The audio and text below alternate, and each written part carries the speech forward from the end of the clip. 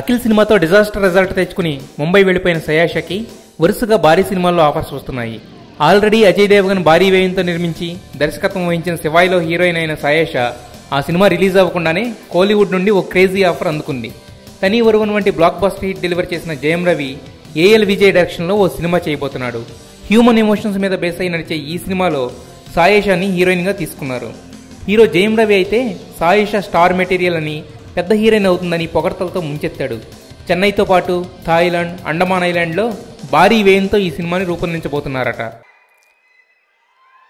ఏ మాయ చేసావోతో ఏ మాయ చేసిందో ఆ హీరోయిన్.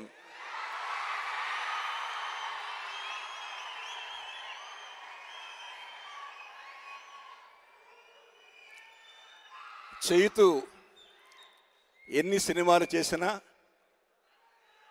ఏ మాయ చేసావో 100% లవ్తో మళ్ళీ అక్కినేని వారసుడు అనిపించాడు.